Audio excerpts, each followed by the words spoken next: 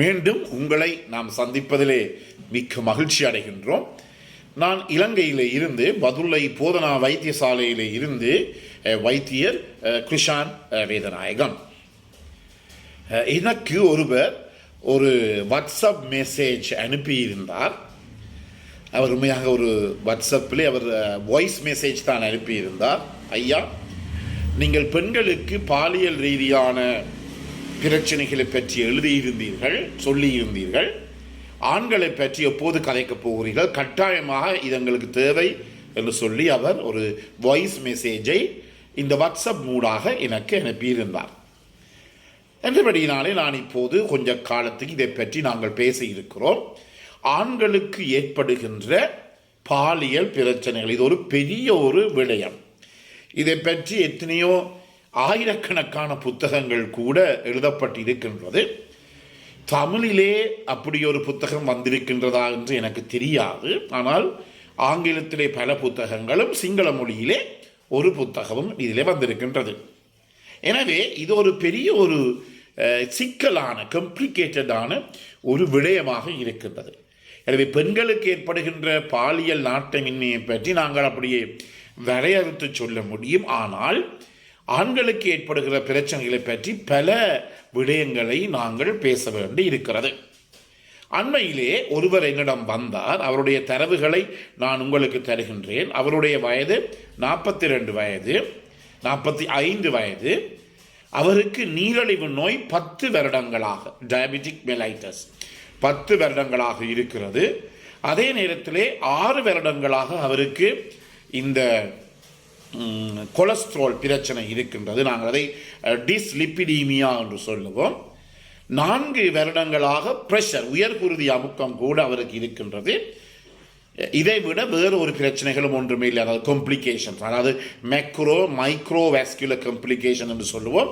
அதாவது இந்த நீரிழிவு நோய் காரணமாக, டயபெட்டிஸ் மெலைட்டஸ் காரணமாக வேறு விதமான காம்ப்ளிகேஷன், ஒரு பக்க விளைவுகள் ஒன்றும் இல்லை. அதே நேரத்தில் அவர் ஒரு உணவிலே அவ்வளவு கட்டுப்பாடு இல்லாதவர். சீனி நல்லாக சாப்பிடுவார், டீ குடிப்பார், எல்லாம் செய்கிறார். ஒழுங்காக அவர் ஒவ்வொரு நாளும் உடற்பயிற்சி செய்வதும் கிடையாது. நோ ரெகுலர் எக்ஸசைஸ்ன்னு சொல்லுவோம். உடற்பயிற்சி செய்வதும் கிடையாது. அதே நேரத்திலே சிகரெட்டை அவர் அடிக்கடி குடிப்பார். அதே நேரத்திலே ஒரு கிழமையிலே 3 அல்லது 4 தரம் கட்டாயமாக அவர் சாராயம், ஆல்கஹால் பாவிப்பார். எனவே அவருடைய நாங்கள் பார்த்தால் உங்களுக்கு அவருடைய நாங்கள் சோதித்து பார்த்த போது எங்களுடைய தரவுகளை உங்களுக்கு நான் சொல்லுகிறேன். அவருடைய பிஎம்ஐ ஆனது 28 இருந்தது. உங்களுக்கு தெரியும், உயரத்துக்குரிய உடல் திணிவு 28 இருந்தது. பிரஷர் ஆனது, உயர் குருதி அமுக்கமான 150/90 இருந்தது. வேறொரு பெரிய பிரச்சனை இருக்கவில்லை. அவருடைய ஃபாஸ்டிங் பிளட் சுகர் என்று சொல்லப்படுகிற, சாப்பிடாமல் எடுக்கப்படுகின்ற இந்த இரத்தத்தில் இருக்கின்ற சீனோட 130 இருந்தது. அதே நேரத்தில் HbA1c 8, உங்களுக்கு தெரியும், நான் என்னுடைய நிகழ்ச்சி நீங்கள் தொடர்ந்து கேட்டிருந்தால் HbA1c எனப்படுகின்ற 3 மாதத்திற்குரிய குளுக்கோஸ் சேர்க்கப்பட்ட அந்த ஹீமோகுளோபினுடைய அளவு 8% இருந்தது. அதே நேரத்தில் முழு கொலஸ்ட்ரால், டோட்டல் கொலஸ்ட்ரால் அளவு 210 இருந்தது. சீரம் கிரியேட்டினைன் எனப்படுகின்ற இந்த சிறுநீரக செயற்பாடுகளை அழைக்கின்ற சீரம் கிரியேட்டினைன் ஆனது 1.3 மில்லிகிராம் per டெசிலிட்டராக இருந்தது. எனவே இதனுடைய பிரச்சனை என்னவென்றால், அவருக்கு மனைவியுடன் தொடர்பினை மேற்கொள்ள முடியாமல் இருக்கிறது. இவருடைய வயது 45 வயது. இவருடைய மனைவியினுடைய வயது 35. அவருக்கு ஒரு பிள்ளை இருக்கின்றது. அவருடைய பிரச்சனை என்னவென்றால், மனைவிக்கு இன்னும் ஒரு பிள்ளையை பெற வேண்டும் என்ற ஆசை இருக்கின்றது. ஆனால் இவராலே, அதாவது அந்த மனைவியுடன் ஒழுங்காக பாலியல் ரீதியான தொடர்புகளை வைத்துக்கொள்ள முடியாமல் இருக்கின்றது. எனவே உங்களுக்கு தெரியும், இதில் நாங்கள் பல தரப்பட்ட புத்தகங்களை நீங்கள் பார்ப்பீர்களாக இருந்தால் பல புத்தகங்களை நான் பார்த்தேன், வாசித்தேன். எனவே அதாவது உங்களுக்கு தெரியும், இந்த எங்களுடைய இந்த உதைப்பந்தாட்ட விளையாட்டு ஃபுட்பால் மேட்சிலே ஒருவர், அதாவது ஃபவுல் விளையாடினால், பிழையாக விளையாடினால் உங்களுக்கு தெரியும், முதலிலே இந்த ரெஃப்ரி நடுவர் எல்லோ கார்டை காட்டுவார். அதன் பிற்பாடு ஒரேஞ்ச் காட்டுவார், அல்லது சிவத்த காட்டி அவரை வெளியேற்றி விடுவார். எனவே இந்த புத்தகத்தினுடைய முதல் பகுதியிலே ஒரு அழகான ஒரு படம் போட்டிருந்தது. ஒரு மனைவி கட்டிலே இருக்கிறார், கட்டிலே படுத்திருக்கின்றார். கணவர் கட்டிலே இருக்கிறார், ஆனால் மனைவியிலே கையிலே எவ்வாறு ஒரு உதைப்பந்தாட்ட விளையாட்டிலே நடுவருடைய கையிலே சுவப்பட்டை இருக்குமோ சுவப்பட்டையை தூக்கி பிடித்து கொண்டு இருக்கிறார். எனவே இந்த நோய்கள் நான் முதல்லே கூறப்பட்ட அந்த ஒரு உதாரணத்திலே நீங்கள் அறிந்து கொள்ளலாம். அவருக்கு முதலாவதாக அவருடைய டயபெட்டிஸ் மெலைட்டஸ் நீரிழிவு நோய் கட்டுப்பாட்டில் இல்லை. இரண்டாவதாக நீரிழிவு நோய்க்குரிய உணவு கட்டுப்பாடு கிடையாது. மூன்றாவது இரத்தத்தில் இருக்கின்ற இந்த கொலஸ்ட்ராலினுடைய கொழுப்புகளின் அளவு கூடுதலாக இருக்கின்றது. அடுத்ததாக அவருக்கு என்ன இதன் காரணமாக பலதரப்பட்ட பிரச்சனைகள், அதே நேரத்தில் சிறுநீரகத்திலே கூட ஒரு சின்ன பிரச்சனை ஏற்படுகிறது. சாதாரணமாக சிறுநீரகத்துடைய செயற்பாடு இந்த கிரியேட்டினினுடைய அளவு 1.2 இருக்க வேண்டும், இவருக்கு 1.3. இவை எல்லாவற்றின் காரணமாகவும் இவர் ஒரு ஒழுங்கான தாம்பத்திய உறவை தன்னுடைய மனைவியுடன் மேற்கொள்ள முடியாமல் இருக்கிறது. இது ஒரு பாரதூரமான பிரச்சனையாக இருக்கிறது.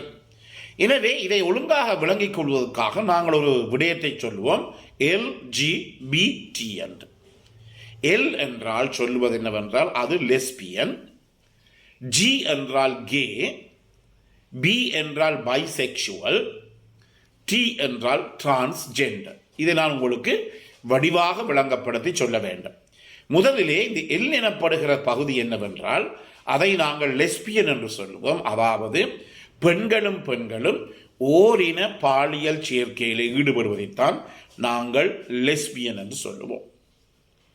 ஜி எனப்படுகிற கே என்று சொல்லப்படுகின்ற போது ஆண்களும் இருவருமே பாலியல் தொடர்புகளை மேற்கொள்ளுகின்ற போது அதை நாங்கள் கே என்று சொல்லுவோம். இதை ஏன் இவற்றையெல்லாம் சொல்லுகிறேன் என்றால் ஒருவர் என்னிடம் கேட்டிருந்தார். எனவே அவர் பலதரப்பட்ட இந்த இணையதளங்களிலே பார்க்கின்ற போது, சமூக ஊடகங்களை பார்க்கின்ற போது இப்படிப்பட்ட வசனங்கள் எல்லாம் பாவிக்கப்பட்டு இருக்கின்றது. இதை பற்றித்தான் அவர் கேட்டிருந்தார் என்று வடிவாக சொல்கிறேன். மூன்றாவதாக பி என்று சொல்லுகின்ற போது பைசெக்சுவல் என்றால் இவர்கள் குறிப்பிட்ட இந்த ஆண்கள் பெண்களுடனும் பாலியல் ரீதியான தொடர்பினை வைத்துக் கொள்வார்கள், ஆண்களுடன் பாலியல் ரீதியான தொடர்புகளை வைத்துக் கொள்வார்கள். ஆனால் கூடுதலான அளவு இன்பம் அவர்களுக்கு ஆண்களுடன் பாலியல் தொடர்புகளை வைத்துக் கொள்வதில் தான் இருக்கின்றது, பெண்களுடன் அல்ல. அதே நேரத்தில் இந்த பைசெக்சுவல் எனப்படுகின்ற இருவருடன் தொடர்பு கொள்பவர்களுக்கு பிள்ளைகள் கூட இருக்கும். ஆனால் கூடுதலானவர்கள் யாருடன் தொடர்பட்டு இருப்பார்கள்? ஆணுடன் தான் தொடர்பட்டு இருப்பார்கள். நான்காவதாக டிரான்ஸ்ஜெண்டர். இந்த டிரான்ஸ்ஜெண்டர் இதுவும் ஒரு பிரச்சனை இப்போ உலகத்தில் என்றால், அதாவது பால் மாற்றீடு என்று சொன்னால் கொஞ்சம் சரியாக இருக்கும் என்று நம்புகிறேன். ஒரு ஆணுக்கு பெண்ணினுடைய இயல்பு வருவது, அதே நேரத்தில் ஒரு பெண்ணுக்கு ஆணினுடைய இயல்பு வருவது. எனவே சிறு வயதில் இருந்தே ஒரு பெண்ணுக்கு ஆணினுடைய இயல்பு வரலாம், அல்லது ஒரு ஆணுக்கு பெண்ணினுடைய இயல்பு வரலாம். அப்போது வருகின்ற போது அந்த ஆண் என்ன செய்வார் என்றால் தன்னுடைய ஆண் இனப்பெருக்க தொகுதியாய ஆண்குறி விதைகளை எல்லாம் சத்திர சிகிச்சை மூலம் அகற்றி அவர் ஒரு பெண்ணாக மாறுவார். அதே நேரத்திலே பெண் கூட என்னவாக மாறலாம்? ஆண் அவருடைய பெண்களில் இருக்கின்ற பெண்களுடைய யோனி பகுதி, இனப்பெருக்க தொகுதியில் இருக்கிற யோனி பகுதி, அதே நேரத்தில் அந்த கிளிட்டோரியஸ் பெண் இனப்பகுதி அவற்றை எல்லாம் மாற்றீடு செய்து ஒரு பிளாஸ்டிக் சர்ஜரி செய்து அறுவை சிகிச்சை செய்து அதன் மூலமாக அந்த பெண் ஆணாக கூட மாறலாம். என இவர்களை நாங்கள் என்னென்று சொல்லுவோம்? டிரான்ஸ்ஜெண்டர் என்று சொல்லுவோம். இது முக்கியமானது. அதே நேரத்தில் இந்த இணையதளங்களில் எல்லாம் இந்த பெண்கள் ஆண்களாக மாறுகின்ற போது